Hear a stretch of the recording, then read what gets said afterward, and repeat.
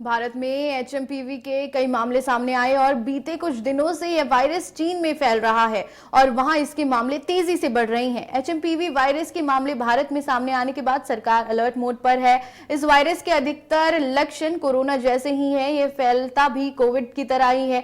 ऐसे में चिंता बढ़ गई है, डर सता रहा है कि क्या फिर कोविड जैसे हालात तो नहीं आ जाएंगे। इस वायरस को लेकर अब हिमाचल प्रदेश में भी अलर्ट जारी कर दिया गया है और साथ ही सिविल अस्पताल नालागढ़ के प्रशासनिक अधिकारियों ने सोशल डिस्टेंसिंग और भीड़भाड़ में मास्क लगाने और ज्यादातर बच्चों में इसके लक्षण पाए जाने को लेकर डॉक्टरों को रिपोर्ट करने की सलाह दी है।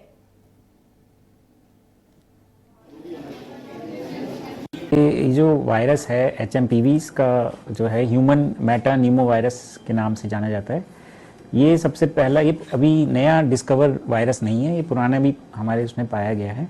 2001 में सबसे पहले नीदरलैंड्स में ये पाया गया था। उसके बाद भी थोड़ा थोड़ा आउटब्रेक हुआ, लेकिन अभी जो है दिसंबर 16 से 22 दिसंबर तक चाइना में इसका बहुत ज़्यादा आउटब्रेक हुआ। कोरोना से भी ज़्यादा आउटब्रेक है, जैसे कोरोना में जितना रिपोर्ट था उससे भी ज़्यादा रिपोर्टेड है।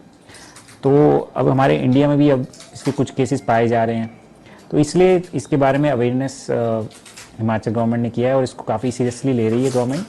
और ये बच्चों में ज़्यादा पाया जाता है, 5 साल से नीचे बच्चों में, तो इसलिए फिर गवर्नमेंट ने गाइडलाइंस जारी करी हैं।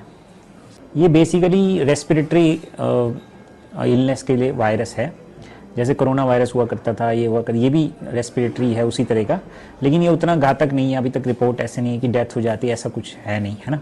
तो इसमें निमोनिया ज़्यादा है, निमोनिया हो जाता है, कफ हो जाता है, कोल्ड हो जाता है, 2 से 7 दिन तक ये रहता है। और इसकी बात यह है कि तेज़ी से फैलता है, ये कॉन्टेजियस बोलते हैं उसको, कि बहुत तेज़ी से फैलना, ड्रॉपलेट से, आप किसी के साथ कांटेक्ट में हैं, इसलिए थोड़ा सा ज़्यादा आउटब्रेक इसका हो रहा है। हाँ जी, जैसे कोरोना में हम RT-PCR करते थे, तो इसके लिए भी RT-PCR है। हाँ जी, ये वायरस, हर वायरस का RT-PCR से आ जाता है। तो सर रोकथाम के लिए बेसिकली सीजनल है, विंटर सीजन और स्प्रिंग सीजन में ज़्यादा होता है ये।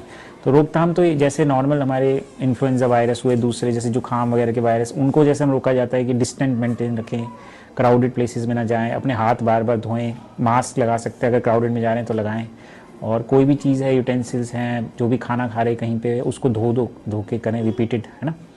और जो कोई आसपास जिसको जुकाम है, खांसी है, उससे थोड़ा सा डिस्टेंस बना के रखें, वही है इसका।